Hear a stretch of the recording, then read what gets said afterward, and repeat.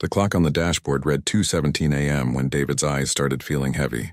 He'd been awake for almost 20 hours straight and his body was screaming for sleep. Working the night shift at County General Hospital wasn't easy, especially for a single dad trying to make ends meet. But the extra pay helped cover his daughter's school expenses and kept food on the table. David rubbed his tired eyes as he drove across the old Riverside Bridge.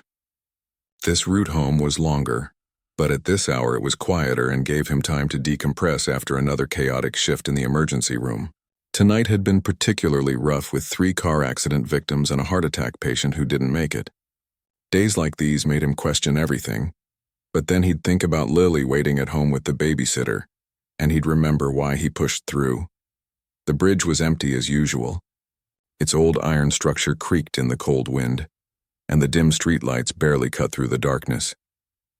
David was about halfway across when something caught his eye. At first he thought it was just shadows playing tricks on his exhausted mind, but then he saw it clearly, a figure standing on the wrong side of the railing. His heart jumped into his throat. Without thinking, he slammed on the brakes. The car screeched to a stop and David was out the door before his brain could fully process what he was doing. The cold air hit him like a slap, instantly shaking off any remaining drowsiness. "Hey, wait!" he shouted, running toward the figure. It was a girl, maybe 17 or 18 years old. She stood perfectly still on the narrow ledge, her hands gripping the railing behind her. Her long dark hair whipped around in the wind, and even from a distance David could see her whole body was shaking. "Please just stop right there," the girl said, her voice barely audible over the wind. "Don't come any closer." David froze about 10 feet away, his hands raised like he was approaching a scared animal. His nurse training kicked in and he tried to keep his voice calm and steady, even though his pulse was racing. Okay. I'm stopping, see? I'm not moving." He took a deep breath. "I'm David. I just finished my shift at the hospital." "I'm a nurse," the girl didn't respond. She was staring down at the dark water below and David's stomach twisted. The river was about 80 feet down, and nobody survived a fall from this height. He'd seen the bodies that came into his ER over the years. He couldn't let this happen. Not tonight. Not to this kid. "It's freezing out here," David said, trying a different approach. "You must be so cold." "I don't care about the cold," she whispered, but David noticed she was wearing just a thin jacket over what looked like— was that a hospital gown? His trained eye picked up more details now. Her feet were bare except for cheap hospital socks. Her arms were wrapped around herself and he could see goosebumps covering her skin. "Listen, I don't know what you're going through," David said softly, "and I'm not going to pretend I do. But I do know what it feels like when everything seems hopeless." The girl's head turned slightly toward him. He had her attention, at least for now. 3 years ago, my wife died from cancer," David continued, his voice cracking a little. It still hurt to talk about it. "She was only 34. We had a 7-year-old daughter. I remember standing in the hospital hallway after the doctors told me there was nothing more they could do, and I felt like my whole world had ended." He saw the girl's shoulders drop just a fraction. She was listening. "The months after that were the darkest time of my life," David went on. "I had to explain to my little girl why her mom wasn't coming home. I had to figure out how to be both parents. I had to work twice as hard to pay off medical bills.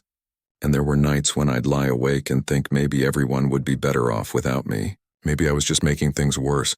So why didn't you?" the girl asked suddenly, her voice stronger now.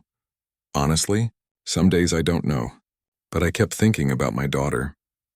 About who would make her breakfast and help with her homework and teach her how to ride a bike. And then slowly, really slowly, I started finding small reasons to keep going, like the way she laughs at terrible jokes, or how she draws me pictures of superheroes because she says I'm her hero." David felt his throat tighten. "I'm not anyone's hero. I'm just a tired guy trying his best. But those small moments, they add up." The girl was quiet for a long moment. David could see tears streaming down her face now, catching the dim streetlight. "You don't understand," she finally said. "My situation is different. You're right. I don't understand your specific situation, but I understand pain.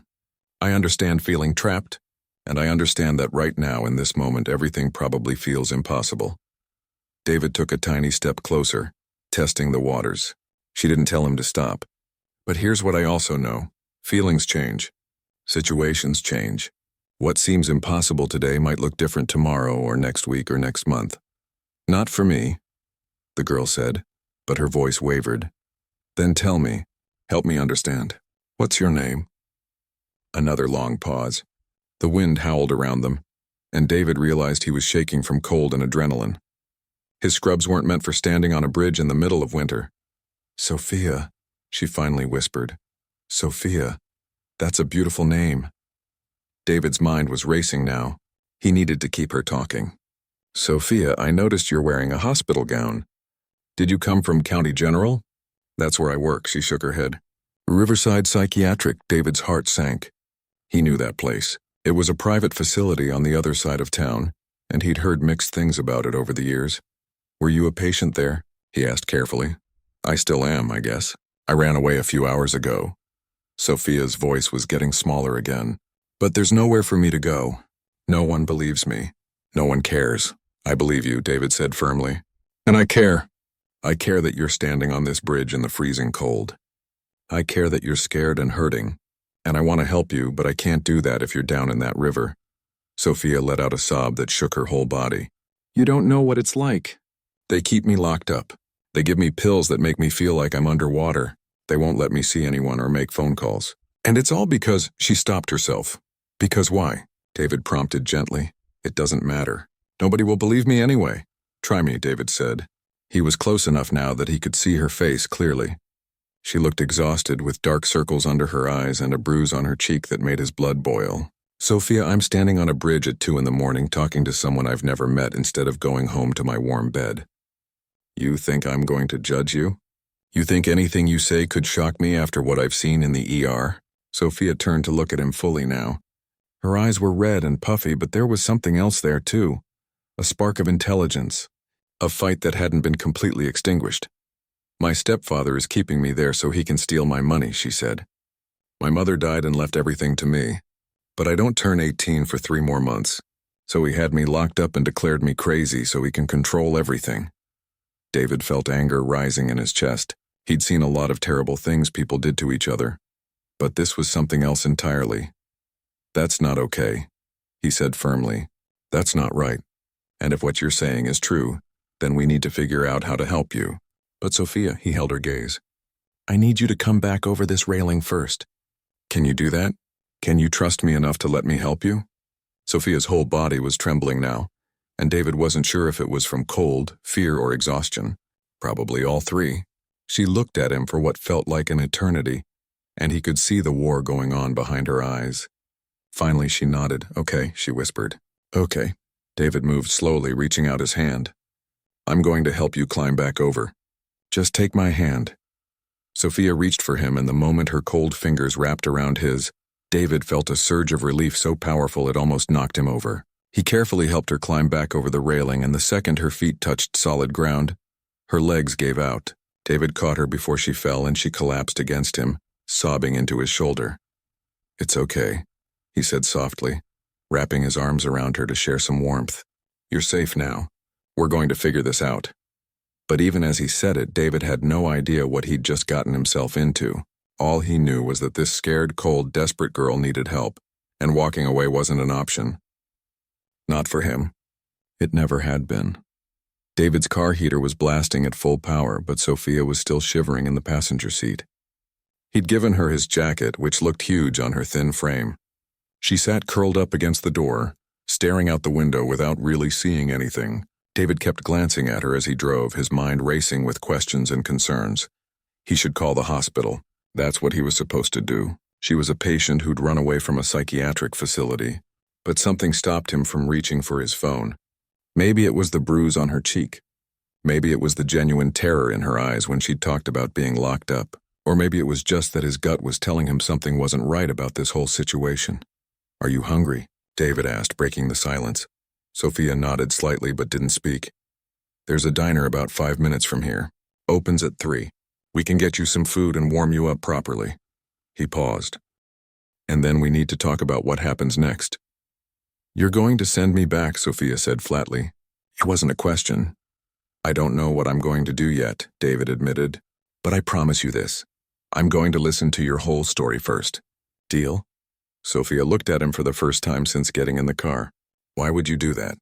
You don't even know me. David thought about that for a moment. You know, My daughter Lily asks me similar questions sometimes, like why I help homeless people on the street, or why I spend extra time with difficult patients at work. I guess I just think that sometimes people need someone to believe in them, even when they don't believe in themselves. They pulled into the parking lot of Bernie's Diner, a 24-hour place that David sometimes stopped at after particularly rough shifts. The neon sign flickered in the darkness, and through the windows he could see only 2 other customers inside. Good. They'd have privacy. Inside, the warmth hit them immediately. A tired-looking waitress with kind eyes smiled at them and gestured to any booth they wanted. David chose one in the back corner, away from the other customers.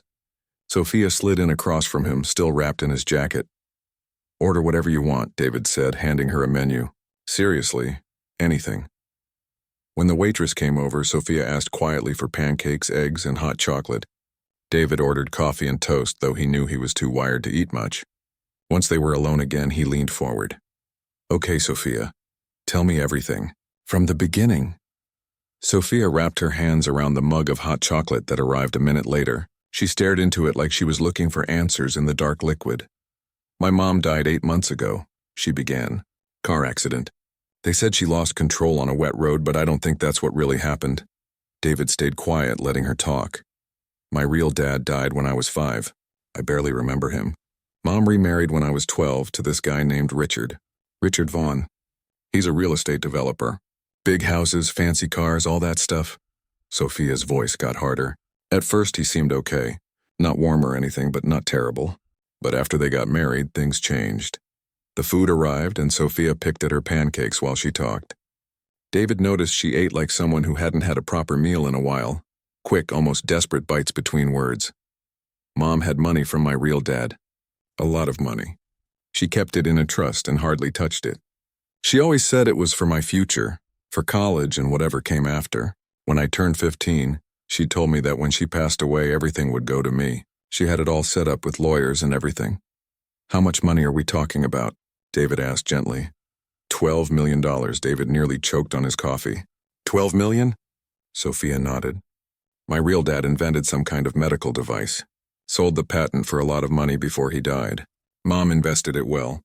And here's the thing. I get full access to it when I turn 18. That's in exactly 3 months and 4 days." David was starting to see where this was going, and he didn't like it one bit.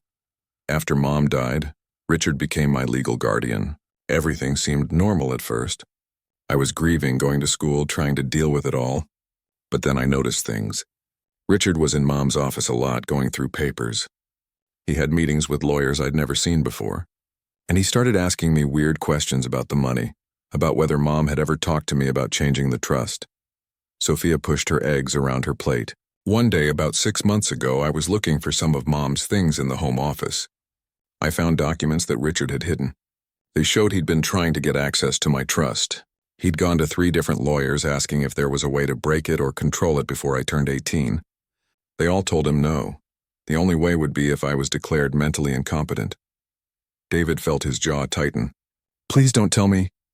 2 weeks after I found those papers, Richard had me committed to Riverside Psychiatric Hospital. Sophia's eyes filled with tears. "He told everyone I was having a breakdown from grief, that I was hearing voices and hurting myself. None of it was true, but he had this private psychiatrist, Dr. Cross, who backed up everything he said. Did you tell anyone the truth?" "I tried. I screamed it to every nurse, every doctor, every person who would listen. But they all just thought it was part of my delusions. Richard visited once a week and put on this big show of being the concerned stepfather.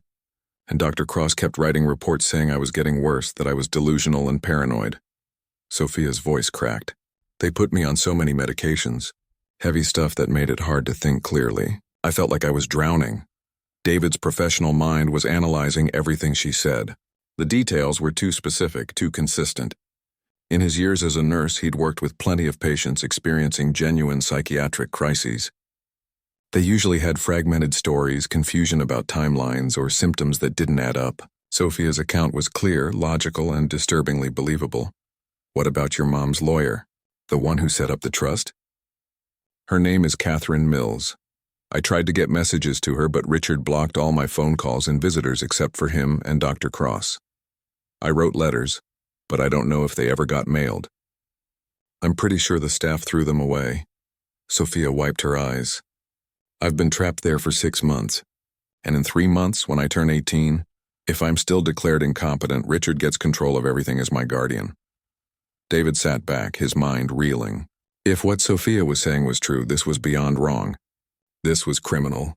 But he also knew he couldn't just take her word for it, no matter how believable she sounded. Sophia, I need you to be completely honest with me. Have you ever been diagnosed with any mental health conditions? Before all this? No. Never. I saw a counselor a few times after my real dad died, but that was normal grief stuff. I've never heard voices or had hallucinations or anything like that. The only time I've felt suicidal was tonight on that bridge, and that's because I couldn't see any other way out. The diner was starting to fill up with early morning workers.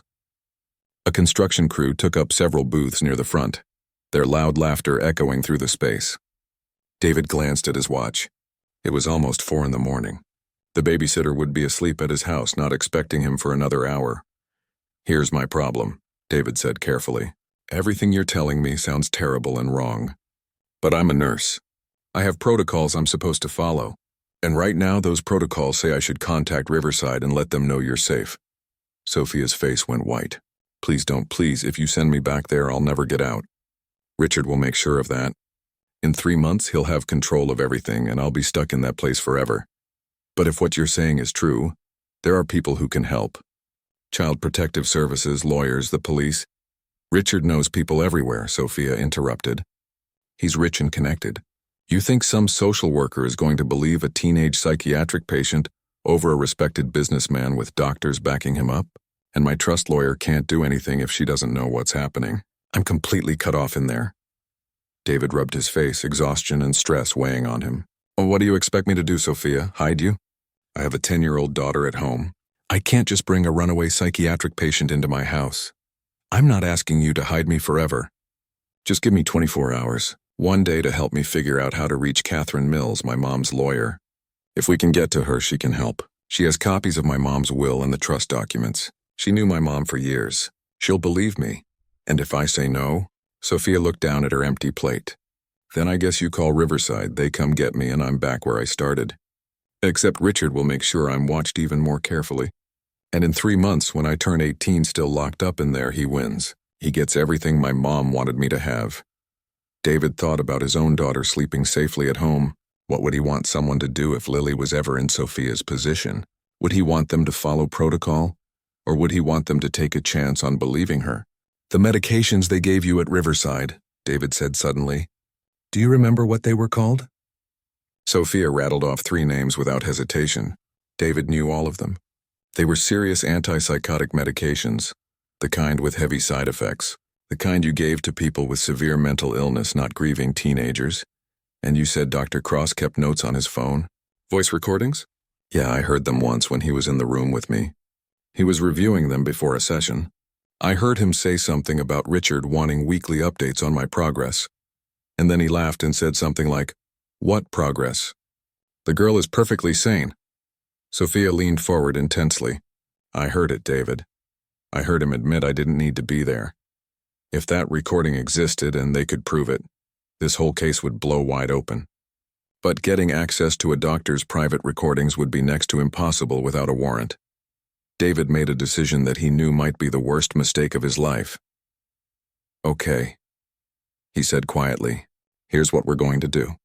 You can stay at my house tonight. Well, this morning. You'll sleep in the guest room. But today, we're going to verify your story. We're going to find this lawyer, Catherine Mills. We're going to see if we can find any proof of what you're saying. And if everything checks out, we'll figure out the next steps together. Sophia's eyes widened. Really? You'll help me? I'm not promising anything beyond 24 hours, David warned. And if at any point I think you're not being honest with me, or if you're a danger to yourself or my daughter, this ends immediately. Understood? Yes, I understand. Thank you. Sophia looked like she might cry again, but this time from relief.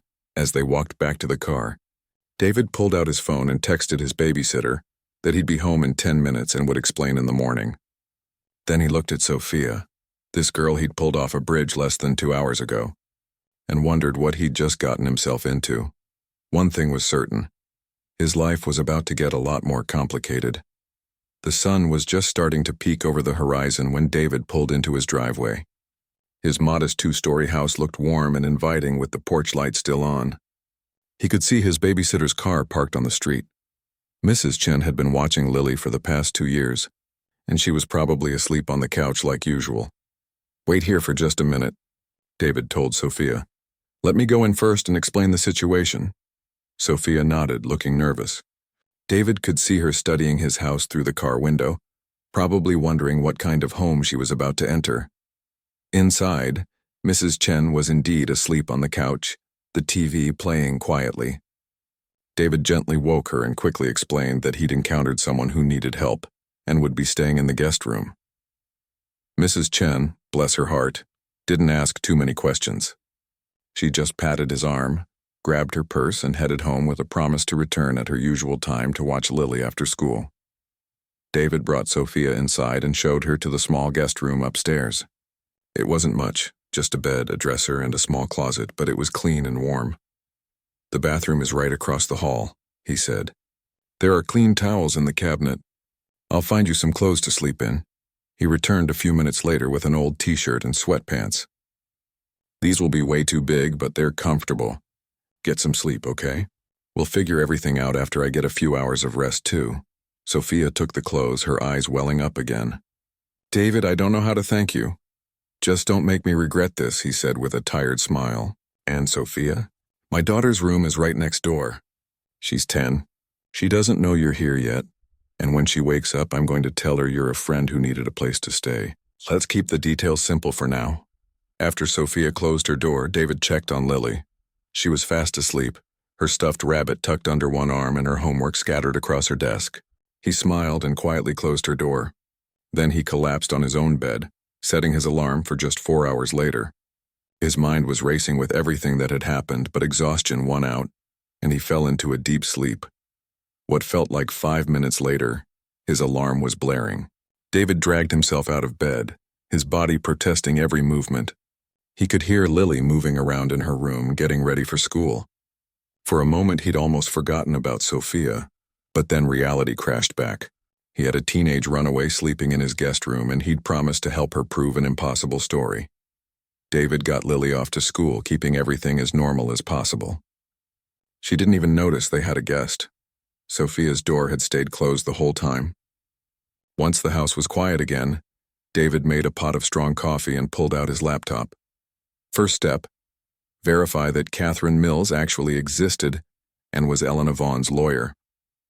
It took him less than 10 minutes to find her. Catherine Mills, estate planning attorney, with an office downtown.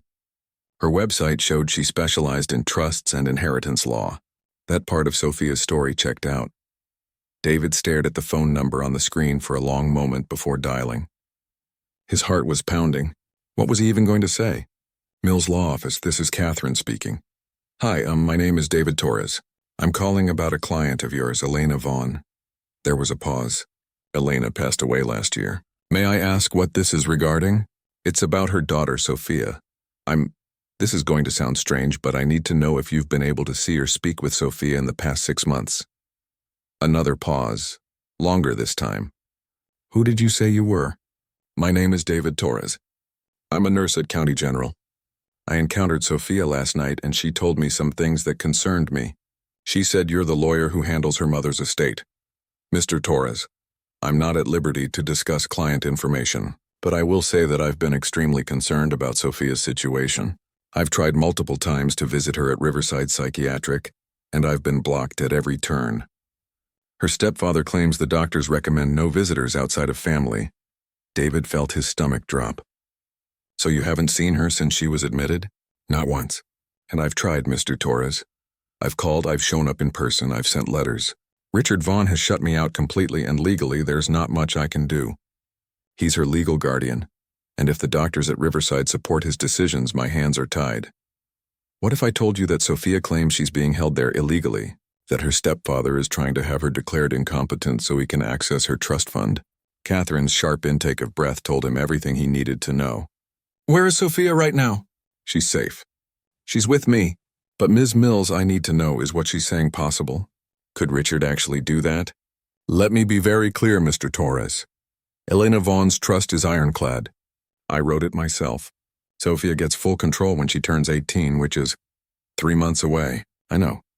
The only way Richard could access that money is if Sophia was declared legally incompetent. If she's in a psychiatric facility with doctors saying she's not capable of managing her own affairs, then yes, as her guardian, he could petition the court for control of the trust. And given his resources and connections, he might very well succeed. David felt sick. So Sophia was telling the truth. Mr. Torres, where exactly is Sophia? I need to see her. I need to speak with her immediately. I'll arrange something. But first, I need to verify more of her story. Can you tell me, did Elena Vaughn die in a car accident? Yes, single vehicle accident on Route 47. Lost control on a wet road, according to the police report. And you believe that? Catherine was quiet for a moment. Elena was one of the most careful drivers I knew. And 2 weeks before she died, she called me saying she'd found some financial irregularities in Richard's business dealings. She was planning to confront him. Then she died, and Richard immediately took over as Sophia's guardian. I've had my suspicions, Mr. Torres, but suspicions aren't evidence. After getting Catherine's direct cell number and promising to call her back soon, David hung up. His coffee had gone cold. He sat there for a moment processing everything when he heard footsteps on the stairs. Sophia appeared in the doorway wearing the oversized clothes he'd given her. Her hair was wet from a shower and she looked more rested but still fragile. I called Catherine Mills, David said. Sophia's eyes went wide. What did she say? She confirmed everything you told me. She's been trying to see you for months. Richard has blocked her completely. David gestured for Sophia to sit down. She wants to meet with you as soon as possible. Relief flooded Sophia's face. So you believe me now? I'm starting to. But Sophia, we need more than just your word and a lawyer who can't visit you. We need proof that Richard is doing this intentionally. We need proof that you're not actually mentally ill. Dr. Cross has recordings, Sophia said eagerly. I told you. He keeps voice notes on his phone. I heard him once. I know, but we can't exactly steal a doctor's phone. That's illegal, and it would get thrown out of any court case. David rubbed his face. We need to think smart about this. He pulled up Riverside Psychiatric Hospital's website on his laptop. Tell me everything you remember about the layout of the hospital. Where's Dr. Cross's office? Where do they keep patient files? For the next hour, Sophia described the hospital in detail. David took notes, asking specific questions. As a healthcare worker, he knew how these places operated. There were security cameras, locked doors, visitor logs. Getting any kind of evidence would be nearly impossible without authorization. What about other staff? David asked. Were there any nurses or doctors who seemed sympathetic? Anyone who might have doubted your diagnosis? Sophia thought for a moment. There was one nurse. Her name tag said Jessica. She was newer, I think. One time when she was giving me my medications, I was having a really clear day. Sometimes the drugs wore off enough that I could think straight. I tried to explain to her that I didn't belong there. She looked uncomfortable and said she'd look into my file. The next day, she seemed different. Wouldn't make eye contact with me, but I got the feeling that maybe she saw something that bothered her. Jessica, David repeated, writing it down. That's something. His phone buzzed. A text from the hospital asking if he could pick up an extra shift that night. David stared at it. He needed the money. But how could he work when all this was happening? Then an idea hit him. A crazy, probably stupid idea, but an idea nonetheless. What if I went to Riverside Psychiatric? He said slowly. Not as someone looking for you. As a healthcare worker? Nurses talk to each other. We share information about facilities. I could say I'm considering a job there and want to tour the place. Sophia sat up straighter. Would they let you do that? Maybe. It's not that unusual for medical professionals to tour facilities they might work at. And if I could get inside, if I could talk to this nurse Jessica, or see how they handle patient files, or just get a feel for whether this place is legitimate or not. David trailed off, thinking through the possibilities. That could work, Sophia said, excitement creeping into her voice for the first time. And if you could somehow get access to Dr. Cross's office or the records room. I'm not breaking any laws, David interrupted firmly. But I might be able to observe some things, notice some details. Maybe have a conversation or two that could point us in the right direction. Sophia nodded quickly. Okay. Yes, whatever you think is best. David looked at the clock. It was almost noon. I'm going to make some calls. Set up a visit to Riverside for this afternoon if possible. In the meantime, you need to stay in this house and stay quiet. My daughter Lily comes home at 3:30. I'll tell her you're a friend's kid who's staying with us for a few days. She's a good kid, but she's curious. Try not to give her too many details. I understand. And Sophia? David met her eyes. If this goes wrong, if they figure out who I am or what I'm doing, things could get very complicated very fast. For both of us, I know. And I'm sorry I'm putting you in this position. Don't be sorry. Just promise me that everything you've told me is the truth. Because if I find out you've been lying to me about any of this, it's all true, David, every word. I swear on my mother's grave, David believed her. Maybe he was being naive. Maybe he was being manipulated, but looking into her eyes, he believed her. And that belief was about to lead him into something far more dangerous than he could have imagined. He picked up his phone and dialed Riverside Psychiatric Hospital. When the receptionist answered, he put on his most professional voice. Hi, my name is David Torres. I'm a registered nurse currently working at County General, and I'm interested in learning more about employment opportunities at your facility. Would it be possible to arrange a tour? The receptionist sounded cheerful. Of course. Let me transfer you to our HR department. As David waited on hold, Sophia watched him with a mixture of hope and fear. They were crossing a line now, moving from simply believing her story to actively investigating it. There would be no going back from this. The HR representative came on the line, friendly and helpful. Yes, they'd love to have him tour the facility. In fact, would this afternoon work? Say 2 o'clock? David confirmed the appointment and hung up. He looked at Sophia. I'm in. 2 o'clock tour. Now let's hope I can find something useful without getting caught. Thank you, Sophia whispered. Thank you for taking this risk. David wasn't sure if he was being brave or foolish. All he knew was that a girl needed help and he couldn't turn his back on her. Even if it meant walking straight into the lion's den, David pulled into the parking lot of Riverside Psychiatric Hospital at exactly 1:55 p.m. The building looked respectable enough from the outside, a modern, 3-story structure with manicured lawns and a welcoming entrance. Nothing about it screamed corrupt facility illegally holding patients. But then again, the worst places rarely advertise their true nature. He sat in his car for a moment, mentally preparing himself. He'd changed into his professional clothes and brought copies of his nursing credentials. As far as anyone here knew, he was just another healthcare worker exploring job opportunities. He couldn't afford to slip up or show too much interest in any one patient. The lobby was bright and clean, with comfortable chairs and calming artwork on the walls. Soft music played from hidden speakers. A receptionist greeted him with a warm smile. You must be David Torres.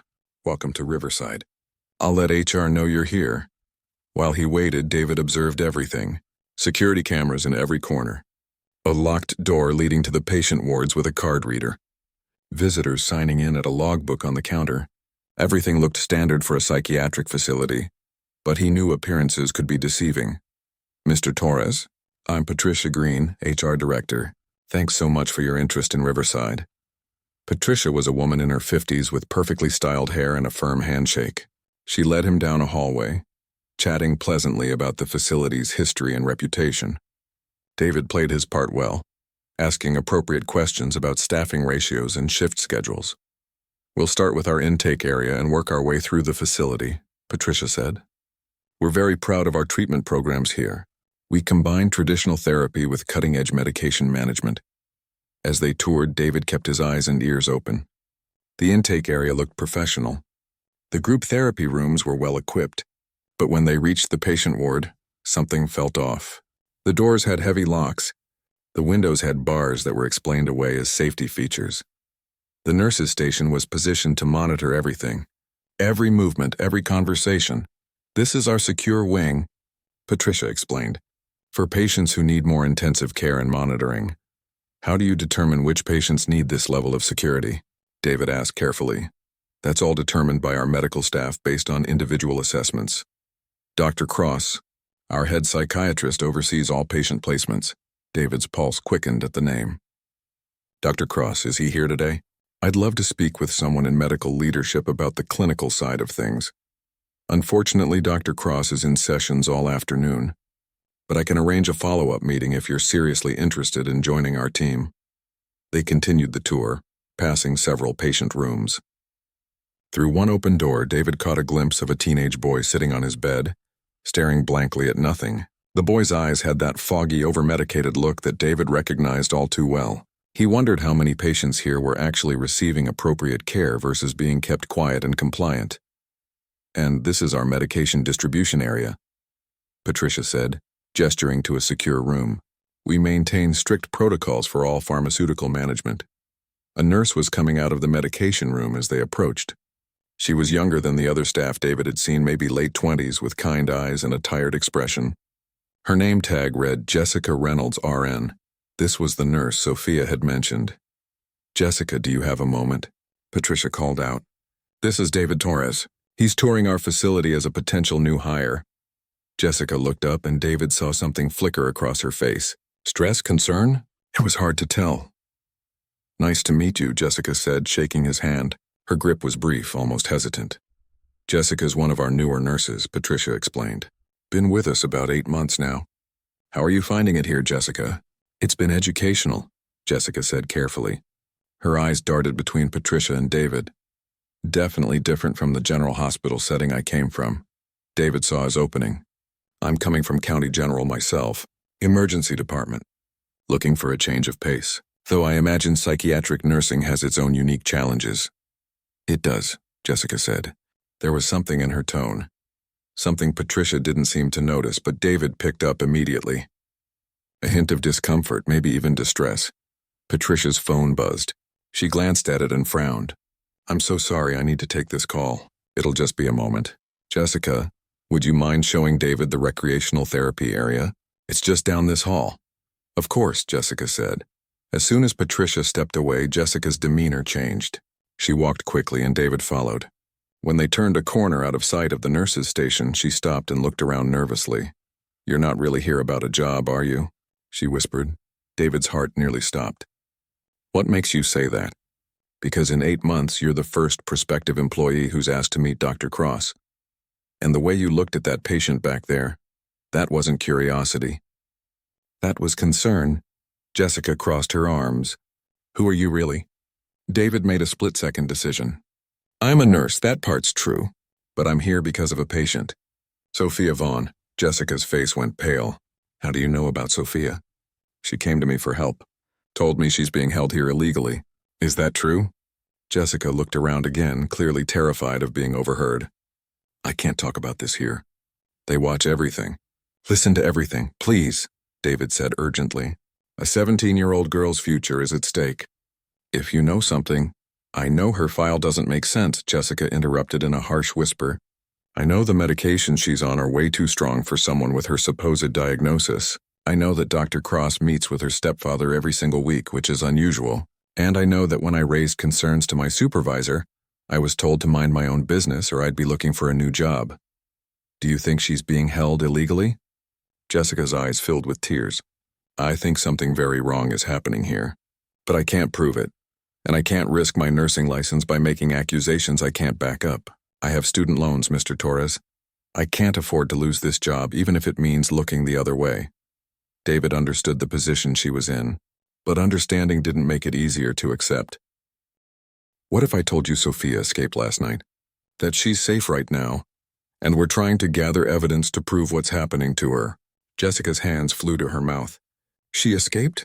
Oh God, Richard Vaughn is going to lose his mind. He's already been calling the hospital every hour demanding updates. So you know he's behind this?" "I don't know anything for certain. But I have suspicions. And Mr. Torres, if you're helping Sophia, you need to be very careful. Richard Vaughn has connections everywhere. He knows judges, police chiefs, politicians. If he finds out you're involved, that's a risk I have to take. But Jessica, I need help. Is there any way to access Dr. Cross's patient records? Or his phone? Sophia said he keeps voice recordings." "Stop," Jessica said firmly. "I can't help you break into anything or steal anything. That's way over the line. I'm not asking you to do anything illegal. But is there anything you can tell me that might help? Anything at all?" Jessica thought for a moment, clearly torn between her conscience and her fear. Finally, she spoke very quietly. "Security footage. The hospital keeps footage for 30 days before it's deleted. If you could somehow get access to recordings from Sophia's admission 6 months ago, or from Richard's visits with Dr. Cross, you might find something useful. How would someone access that footage? Security office is on the first floor east wing, but it's locked and monitored. You'd need authorization or... She stopped herself. I've already said too much. Footsteps echoed down the hallway. Patricia was returning. Jessica quickly composed herself, stepping back to a professional distance. The recreational therapy area is just through those doors, Jessica said in a louder, normal voice. We have art therapy 3 times a week and music therapy twice a week. Patricia rounded the corner, still looking at her phone. Sorry about that. Crisis averted. Did Jessica show you everything? She did. Very informative, David said smoothly. He made eye contact with Jessica one more time. Thank you for your insights, Jessica. She nodded slightly, and he could see the conflict in her eyes. She wanted to help but was too afraid. He couldn't blame her. The rest of the tour passed in a blur. David made appropriate comments and asked appropriate questions, but his mind was racing. He needed that security footage, but how? As Patricia walked him back to the lobby, she handed him a packet of information. Here's everything about our compensation packages and benefits. Take your time looking it over, and feel free to call if you have any questions. I'll do that. Thank you for the tour. David was almost to the exit when he heard a voice behind him. David Torres. He turned to see a man in an expensive suit standing near the reception desk. The man was probably in his 50s with silver hair and cold eyes that seemed to assess everything at once. I'm sorry, do we know each other? David asked. Not yet. Richard Vaughn. The man extended his hand. Patricia mentioned we had a prospective employee touring today. I like to meet promising candidates personally. I'm on the hospital's board of directors. David's blood ran cold, but he forced himself to shake Richard's hand. This was Sophia's stepfather, the man who'd orchestrated everything. Nice to meet you, Mr. Vaughn. Patricia tells me you're from County General, Emergency Department, correct? That's right. And what brings you to psychiatric nursing? It's quite a change from emergency medicine. David felt like he was being interrogated, but he kept his expression neutral, looking for something with more regular hours. I have a young daughter at home. The ER schedule was getting difficult to manage. Family. I understand completely. I have a stepdaughter myself. 17. Actually, she's a patient here at Riverside. Tragic situation. Mental health issues following her mother's death. David's jaw clenched, but he forced himself to nod sympathetically. I'm sorry to hear that. Yes, well, we do what we must for family. Dr. Cross has been wonderful with her care. Very thorough, very dedicated. Richard's eyes never left David's face. It's good to see healthcare workers who are willing to work in challenging environments like this. Patients with severe psychiatric conditions require special handling. Of course. Well, I won't keep you. I hope you'll consider joining our team here at Riverside. We can always use dedicated professionals. Richard smiled, but it didn't reach his eyes. And David? Welcome to the family, should you choose to join us. As David walked to his car, his hands were shaking. That hadn't been a friendly greeting. That had been a warning. Richard had sized him up, assessed whether he was a threat, and sent a clear message. I'm watching. David sat in his car and pulled out his phone. He had Catherine Mills' number saved. He sent her a quick text. Need to meet today, it's urgent. Then he started the engine and headed home. He had a lot to tell Sophia, and none of it was good news. But he'd also learned something important. Jessica's suspicions, the security footage, and most telling of all, Richard Vaughn's presence at the hospital on the exact afternoon someone was touring the facility. That wasn't a coincidence. Richard was monitoring everything, controlling everything, which meant they had even less time than David had thought. When he got home, Sophia was pacing in the living room. Lily wasn't home from school yet, so they could talk freely. How did it go? Sophia asked anxiously. I found your nurse, Jessica. She confirmed your story, more or less. But Sophia, we have a bigger problem. David told her about the encounter with Richard. He knows something. I don't know what or how much, but he was there waiting. That's not normal. Sophia's face drained of color. He knows I'm with you. He can't know for sure, but he's suspicious. David ran his hands through his hair. We need to move faster. I'm meeting with Catherine this evening. We need a real plan, and we need it now. What about the security footage Jessica mentioned? Getting that would require breaking and entering. I'm not doing that, Sophia. We need to find a legal way. Sophia was quiet for a moment, then said something that made David's blood run cold. Check your phone. Check the news. David pulled up a local news site. The top story made his heart sink. Teen patient missing from Riverside Psychiatric Public. Urged to help locate at-risk youth. There was a photo of Sophia with a description calling her potentially dangerous to herself and others and urging anyone who'd seen her to contact police immediately. He's making me look like a dangerous mental patient, Sophia whispered. Now if anyone finds me with you, they'll think you're harboring someone who's a threat. David, I'm so sorry. I've made everything worse. David looked at the article, then at Sophia's terrified face. Richard Vaughn wasn't just playing games. He was declaring war. And David had just walked right into the middle of it. David's living room had become an impromptu war room. Catherine Mills sat on the couch with her laptop open, reviewing documents. Sophia paced nervously by the window. And David stood in the middle, trying to figure out how everything had spiraled so far out of control in less than 48 hours. Lily was at a friend's house for a sleepover, which gave them time to work without having to hide anything, but that also meant they were running out of time. Tomorrow Lily would be home and David couldn't keep the secret from his daughter much longer. The news alert is a problem, Catherine said, looking up from her screen. Richard's framing Sophia as a danger to herself and others. If the police find her here, David, you could be charged with harboring a fugitive or interfering with medical care. I know the risks, David said, but what choice do we have? We go public, Catherine said firmly. We hold a press conference. We tell Sophia's side of the story before Richard can control the narrative any further. Sophia shook her head. Who's going to believe a teenager who escaped from a psychiatric hospital over a respected businessman with doctors backing him up? She's right, David added. We need proof. Real, undeniable proof. Catherine closed her laptop and looked at both of them. Then we need to force Richard's hand. Make him reveal himself. How? Sophia asked. By hitting him where it hurts. His reputation. Catherine pulled out her phone. I've spent the last few hours making calls to some journalist contacts. There's an investigative reporter named Diana Rodriguez, who's been covering corruption in private medical facilities. She's very interested in Sophia's story. David remembered reading some of Diana's articles. She was tough, thorough, and had a reputation for taking down powerful people. Will she help us? She wants to meet Sophia first. Verify the story. But if she believes it, she'll run with it. Diana doesn't back down from anyone. Not even someone like Richard Vaughn. Hope flickered in Sophia's eyes for the first time since seeing the news alert. When can we meet her? She's on her way here now. Should arrive in about 20 minutes. Catherine stood up and walked over to Sophia. But sweetie, you need to understand something. Once we go down this path, there's no turning back. Your life is going to be under a microscope. Every detail will be questioned and examined. Are you ready for that? Sophia nodded without hesitation. I've been trapped for 6 months. I'm ready for anything that gets me out of this. When Diana arrived, she wasn't what David expected. She was in her 40s with sharp eyes and a no-nonsense attitude.